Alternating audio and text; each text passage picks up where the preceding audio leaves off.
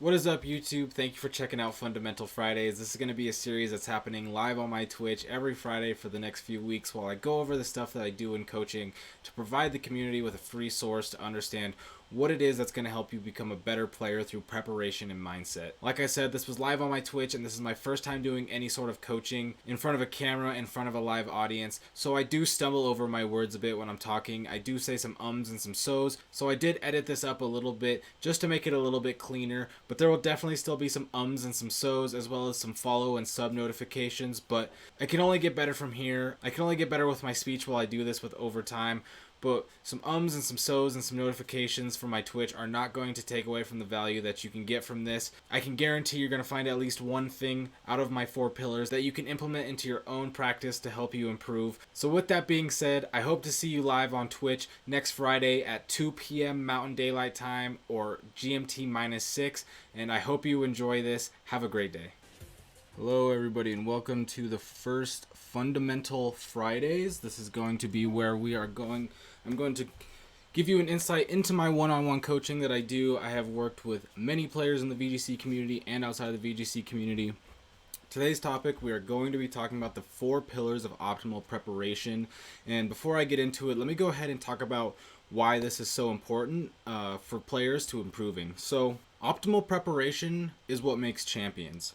No champion just stumbled their way there. They had rules, they had ways that they went about their preparation that was guaranteeing them a better chance of success than just going day by day lazily playing and mindlessly playing without any actual reasons why they were playing the game. They were just playing, expecting to win, but not actually working to improve.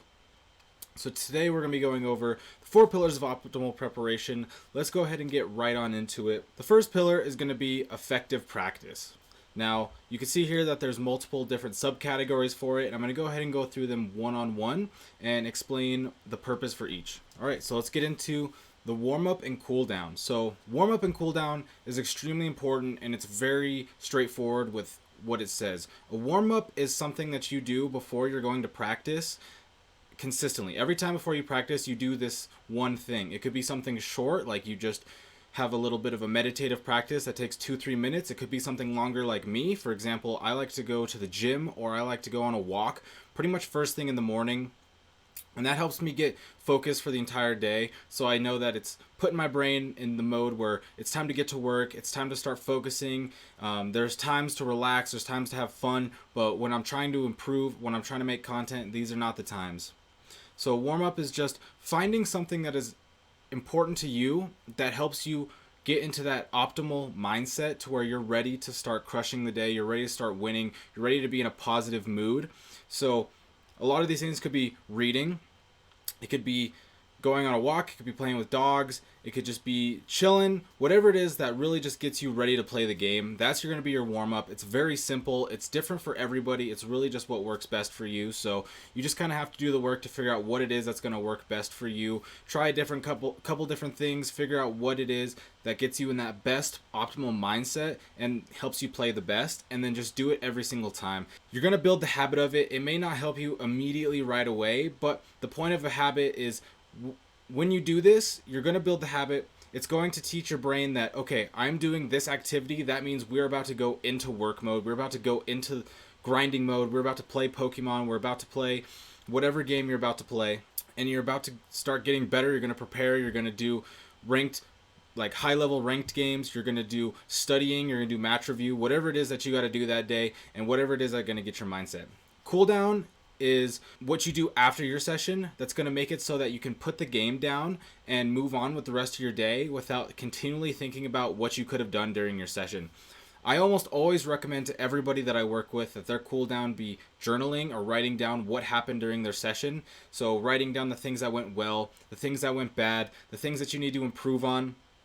Since I do play VGC mostly, and I work mostly with VGC players, I talk about if you have something wrong with your team and you want to change that for next time, you make sure you write that down so that when you go into it, you can go check your notes and go straight into like fixing the problems that you have with your team, with your mindset, with your preparation, or maybe just ways that you play. Maybe you're playing too quickly, maybe you're playing too distracted. Whatever it is, go ahead and write that down. And then that ties back up to warm-up. Some players do have their warm-up just be reviewing their notes. Whatever it is, you check whatever your last session you wrote down was, and you review that. You get that fresh back into your head, and that gets you ready to start fixing those issues or start working on the weaknesses of your game. The next subcategory is going to be having a goal for each session, and this is something that I've talked about multiple times on my blog as well as the YouTube. Whenever you play a session, unless you're just trying to play the game just for fun, you almost never want to just have your session just be playing ranked games and increasing your ranked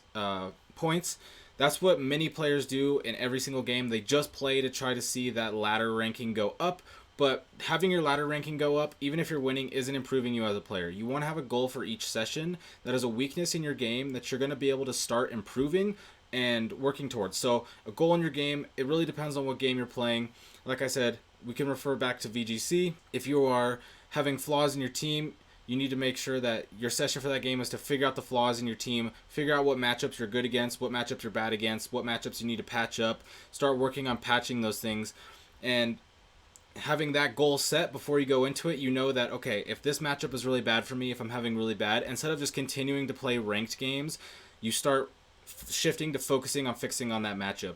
If you notice that you're playing too distracted and your goal for that session is to play undistracted and give your full focus, and you see yourself starting to waver, get more distracted, start wanting to open up social media, start checking your phone, you got to bring yourself back, have that your goal is to start training yourself to be more focused when you're playing, to focus less on distractions. And so you bring yourself back, you have that goal, and even if your win-loss ratio isn't great, you know that you're improving as a player because you were working on improving in that goal, whether that was your focus, improving your team, or whatever it is that you want to work on for that day. Make sure you always have a goal for your sessions when you're trying to improve. You don't want to just spend your entire couple hours playing just looking at your ranked ladder score, your ranked score, your placing, because as much as those are great and you want to have a higher rank ladder, if you're only focused on getting your rank score up, then over time you're not going to be getting to that top level of ranked because you're not focusing on proving the areas that you're weak at. The next is cover all your bases. This means that each day of the week you want to dedicate a different part of your game to training. So let's say you have 6 days, let's say you have 5 days a week to practice. Well, having all 5 days playing ranked ladder is not going to help you fix all areas of your game. You're going to want a day where you're studying. You're going to be watching content. You're going to be watching film. You're going to go over past games to figure out what flaws you have, what misplays you made. Because this way, you're going to be getting not only the playing part up, you're going to get the knowledge and education part up. In VGC, you want to be able to know all the stats of all the Pokemon. You want to be able to know things like speed stats because that's extremely important. If you don't know your type chart, you need to have that type chart. If you don't know what the current metagame is looking like and the shifts in the metagame, you want to start looking up past tournament results. You want to start watching YouTube or Twitch videos to start seeing what's being used, what's popular, what beats what, what's weak to what. And that way you want to dedicate maybe not an entire day, but a large portion of one day should be dedicated to that. And whatever it is, if it's VGC, if it's another game, you want to go ahead and break down what areas you need to work on and figure out what proportion of your week should be dedicated to that. So having maybe 3 days to playing ranked ladder and focusing on building a team or a skill, that's fine.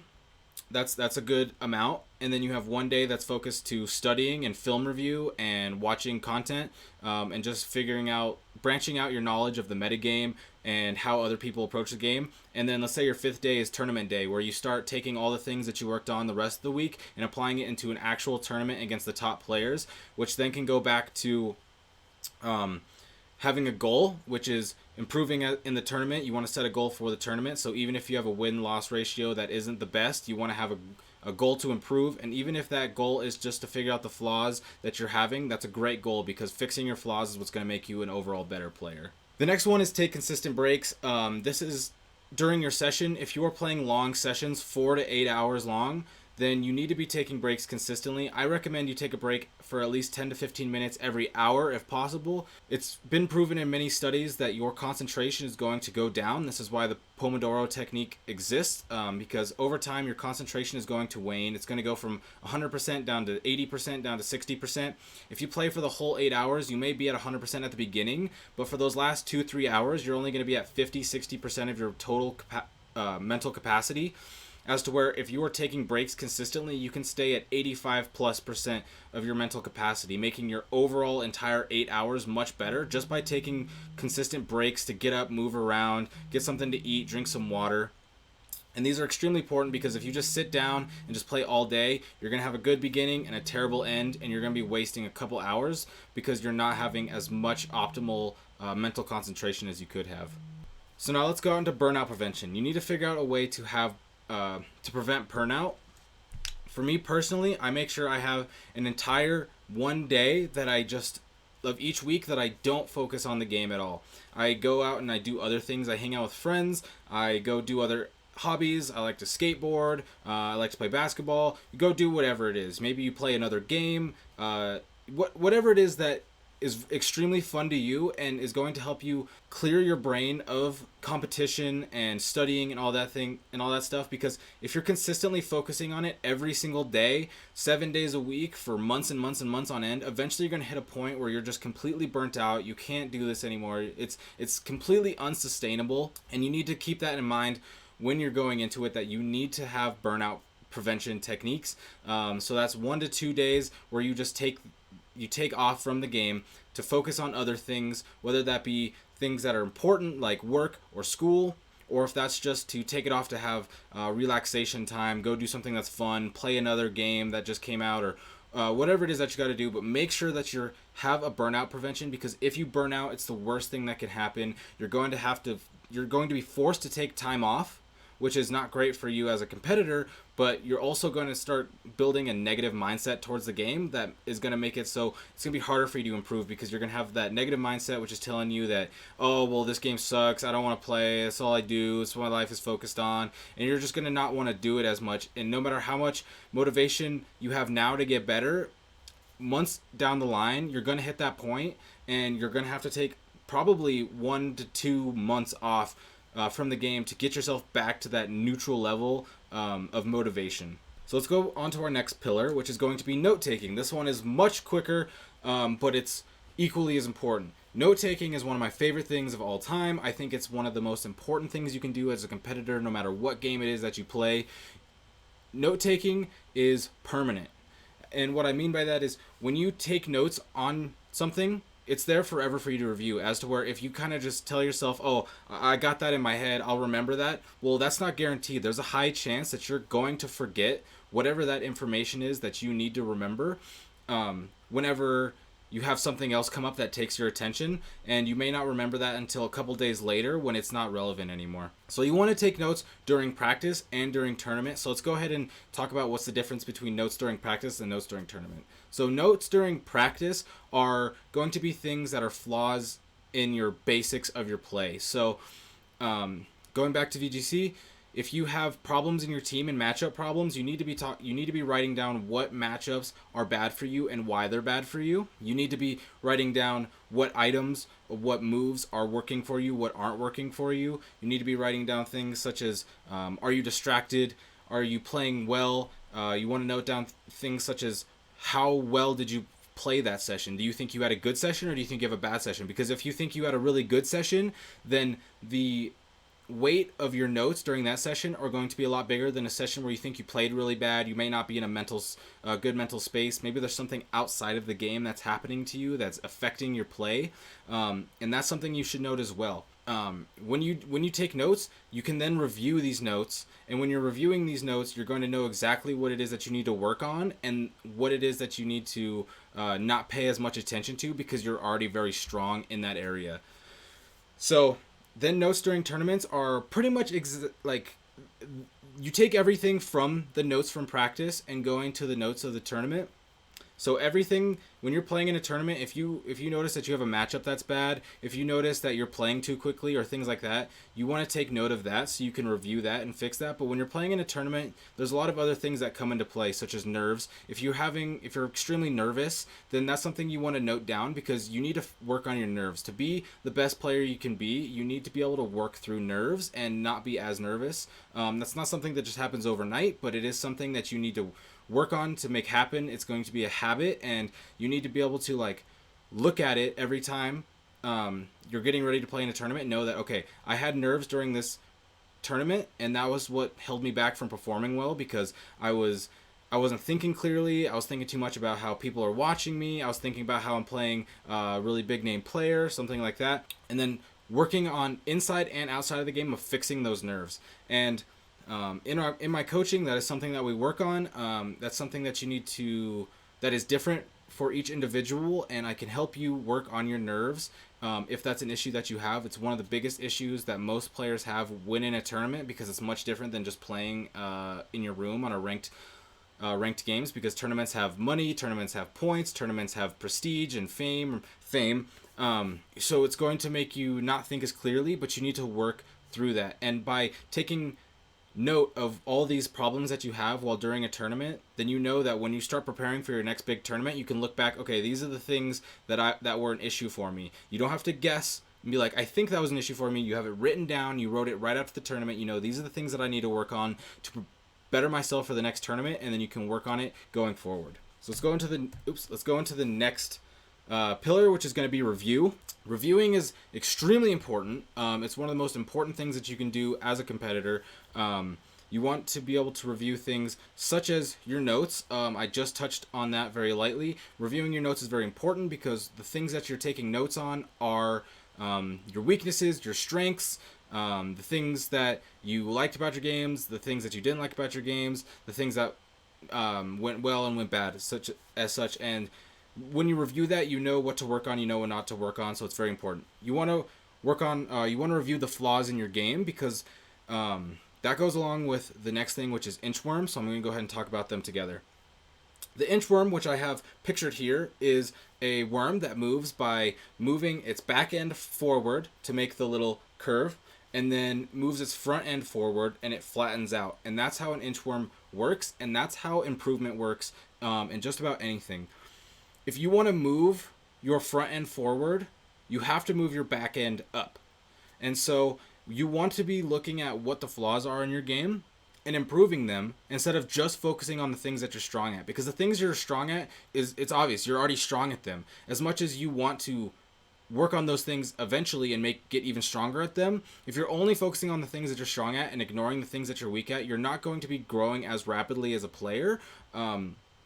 Because you're not moving that back end up, so you're not being able to move that front end up. Because if you're only working on the strengths, you're not really improving as much, because if your strengths is team building, that's great. But if you have a hard time playing and making predictions, then you need to work on playing and making predictions, because it doesn't matter how good of a team you have. It doesn't matter how good your EVs and your EV spreads are. It doesn't matter how cool your tech moves are. If you aren't able to optimally use them because you're not as confident in playing matchups, you're not as confident in making predictions, then you're not going to be as successful as a player. So you need to start working on those things before you start improving on your team building again. This concept is extremely important. It's something that many players don't think about. This is one of the things in my coaching that most players are most fascinated by, because they don't realize that to improve the best part of your game, you actually need to improve the back part of your game.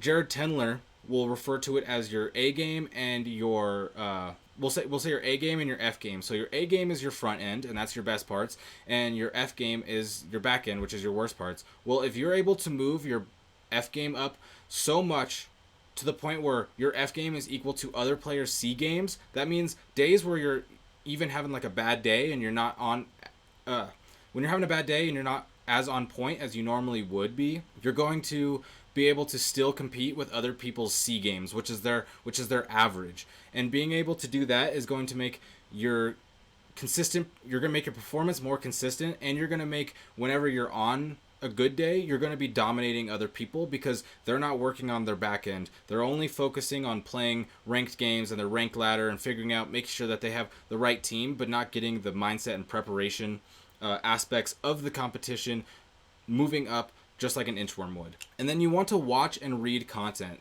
This is very obvious. You want to learn from other players.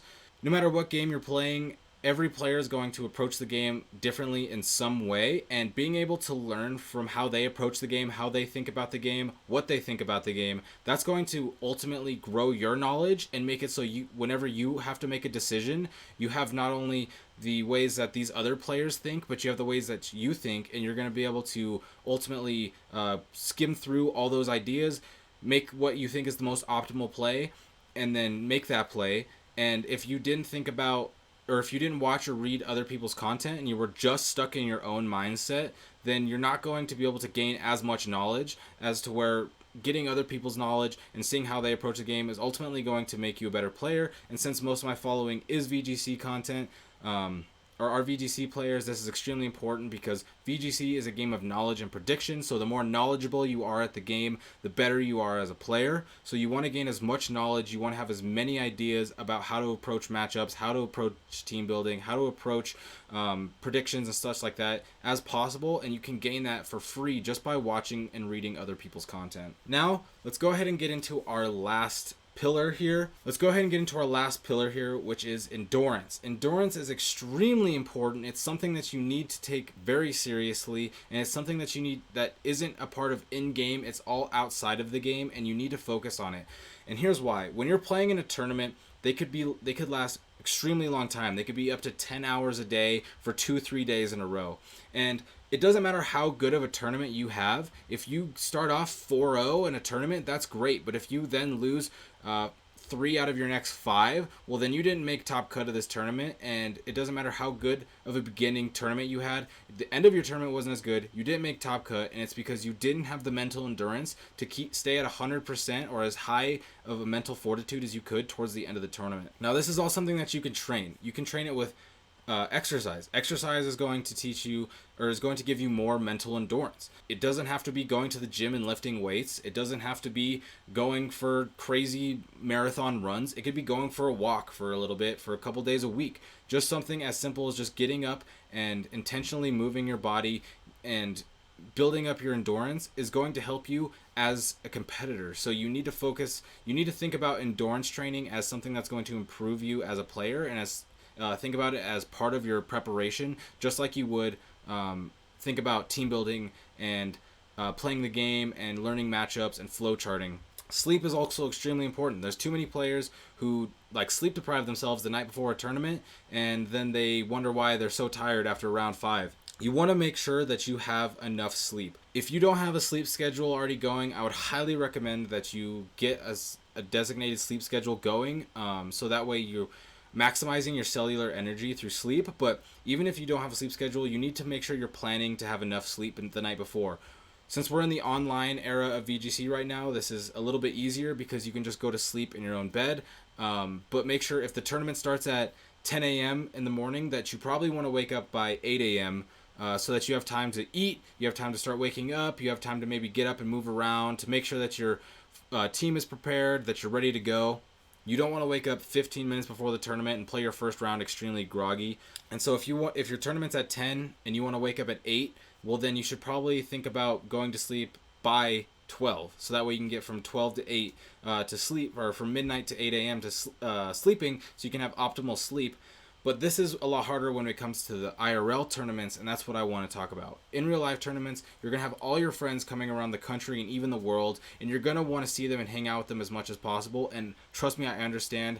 Hanging out with my friends at the live tournaments is one of my favorite things to do. It's what makes me love competing so much, is seeing all these people who are like-minded, who are my great friends, who I only get to see at these tournaments. It's really amazing. And trust me, I understand. But if you're trying to be the best performer you can and get the best tournament performance that you can, then you don't want to stay up all night playing Smash Brothers or stay up all night drinking if you're of age to drink. You don't want to do those things, at least the night before the tournament. There is a time and place to hang out with your friends, but 2 a.m. when the tournament starts at 7:30 is not the time. If the tournament starts at 7:30, then you want to be up by probably 6:30, which means that you want to be bed by 10:30. And if you need to be asleep by 10:30, then you probably want to get into bed by 9:30, so you give yourself enough time to calm down and actually fall asleep and actually have good deep sleep. This is extremely important. You need to prioritize your sleep. Fatigue and being underslept is just a self-made torture chamber.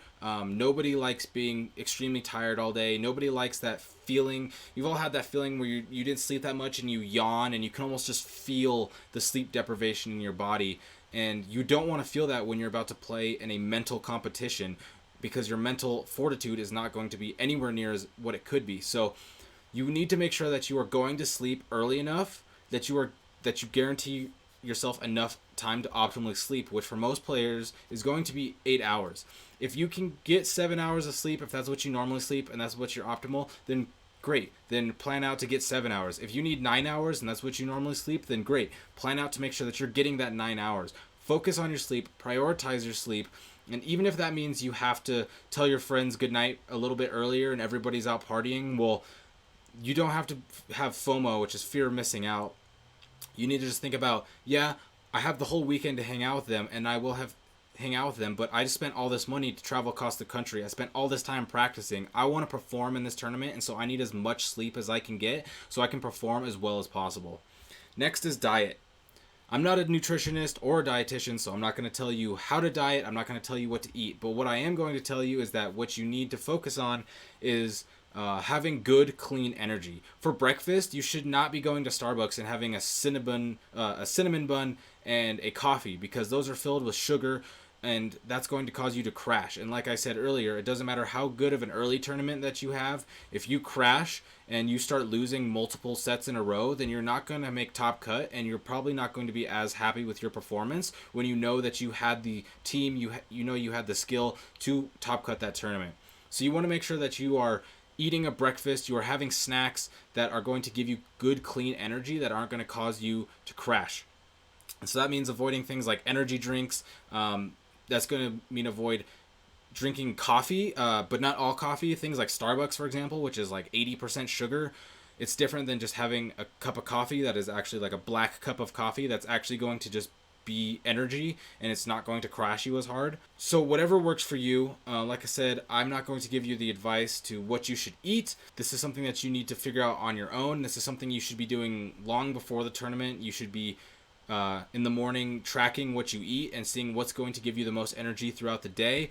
Yes, this isn't the most sexy thing. It's not the most appealing thing that's out there, but if you're trying to be the best performer that you can, this is extremely important. Having good, clean energy and making sure that you are staying as energized and as mentally clear as you possibly can the entire day is going to be extremely important to your success. And so if you really, really want it, then you will take the time to study what is going to provide you with good, clean energy, and then testing out some meals and taking mental note of what works best for you, so that when you go to this tournament, you can actually make that meal. And this is another part of the thing is, when you go to IRL tournaments, you should not be eating at the vendor and you should not be eating fast food. You should go to a grocery store. The cost that you're going to have for taking an Uber to a grocery store and buying groceries is going to be much less than eating out every single meal. You're going to be spending $15-20 every single meal when you're eating out or eating at the vendors, as to where you could take a $15, you could split with some people, you each throw in $10 for an Uber, you take it to the grocery store, you spend $30-40 on groceries, and you have an entire 3 or 4 days worth of food. And then that way you can also guarantee that whatever your meal is, you can be guaranteed. So just to give a quick example, like I said, don't take my advice. I would do your best, but what works for me is I have eggs in the morning with some greens and some nuts. I like blueberries, and I like Greek yogurt. And so that's usually what I'll have for my breakfast before a tournament. It works perfect for me. I know that it's going to give me good, clean energy. I know it's not going to make me crash. I know it's not going to cause me to have too much digestion to where I start feeling tired. And that's because I've put in the work to figure out what is going to work best for me over multiple tournaments. And like I said, you should do that for yourself. It's going to be very helpful. It's going to be very impactful, and it's going to make you a better player because you're going to have more energy. And the last thing here is going to be fatigued energy exertion. And what this means is that times when you're tired, you want to start exerting a bit of energy to train your brain to work harder for a little bit longer. The analogy that I give my students when I coach is that it's like a muscle when you go to the gym. If you are doing, for example, a bicep curl, because that's a very common exercise that even if you don't go to the gym, you probably know what a bicep curl is. It's just where you take a dumbbell and you move it like this. You go in and out, you go in and out, or you go up and down, and it works your bicep. Well, if you can do 10 bicep curls before you start to feel the fatigue in your muscle and you want to quit, but you can force yourself to do 2 more, let's say you do 12, even though you got really, really tired at 10, well, over time of doing that, you're going to start being able to get to the point where you're going to be able to do 12 bicep curls before you start to get tired. And it's going to be like, it's going to build over time. So before you used to be able to do 10, but after a couple of weeks, now you can do 12 before getting tired. And now you're going to be able to start doing more weight and be able to do those 12. And then once you get tired at 12, you start doing 14 until you get to the point where you can do 14. And this is the same thing with your brain. Your brain is like a muscle that you can train, and your endurance is a muscle that you can train.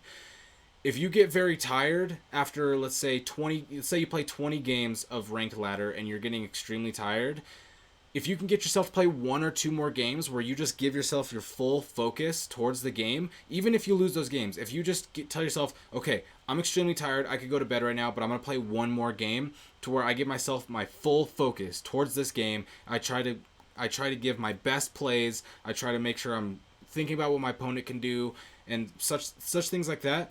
Then over time, you're going to start being able to play that 21st game before you get tired, and then you can play that 22nd game before you get tired. So if you do things like going to school or going to work and you come home and you're extremely tired and you think, oh man, I'm tired, I'm calling it for the night. If you can get yourself to just do something that is going to exert physical or mental energy, such as working out, maybe you bust out 10 push-ups, a couple jumping jacks, you go for a walk, you jump on a trampoline, you go swimming, things like that. Or you do mental things such as playing a couple games of VGC, reading a book. If you can do this and give your full effort towards them, you're going to start building up the endurance, like I said with the muscle, to where you're going to, over time, the point where you get tired is going to extend.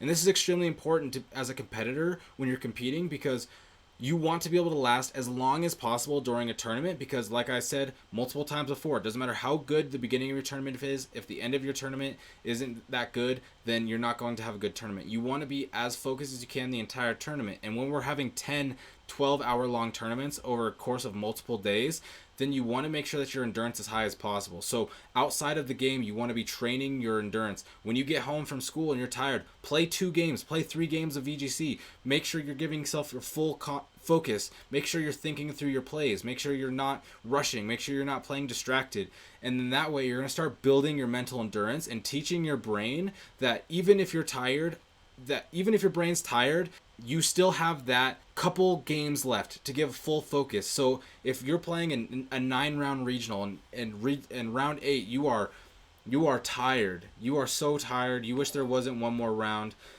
Then you can. Thank you so much for that follow, Nelsimon. I really appreciate that. If you're at 8th round of a regional and there's the 9th round left and you're super tired and your opponent's super tired, if you've trained yourself to that point where you're tired, where you can still give yourself that full focus, even if your full focus is only 70% of your focus, if you can give that and your opponent is so tired they can only give 50% of their focus, you're giving yourself a huge opportunity to outplay them and give yourself a better chance at winning, because you've trained your endurance and you've trained your mind to know that even if you're tired, you can give those 2 more games that you need to win with full focus to get yourself through that last round and get yourself into top cut. So that is actually the last thing of the 4th pillar of endurance. These are my 4 pillars of optimal preparation in esports. If you did miss this will be on YouTube here shortly in the next couple hours. I will have it up and I'll be posting it on my Twitter. I hope you all enjoyed. This was really awesome. I can't wait to do this next week. I will be doing this over the next few weeks and just giving out information that I do in my coaching. if you do want to be coached on these things, I only really went through the baseline of all these pillars and the subcategories of the pillars. I can go much deeper with you in coaching. If you are interested in coaching, go ahead and check out my Twitter at PrimitiveVGC. All my coaching slots are currently filled for April, but over the next week I will be opening up my coaching slots for May. And if you want to be coached on this, or you want to be coached on any of the future topics that I'm going to cover on Fundamental Fridays, then you can go ahead and reach out to me there. I can guarantee that I will be able to help you in whatever area it is that you need. I have much experience coaching players and working on their weaknesses in both gameplay, preparation, and mindset. So with that being said, this is Fundamental Fridays. I will see you next week for the next Fundamental Friday, and I hope you have a great day. I'll see you later.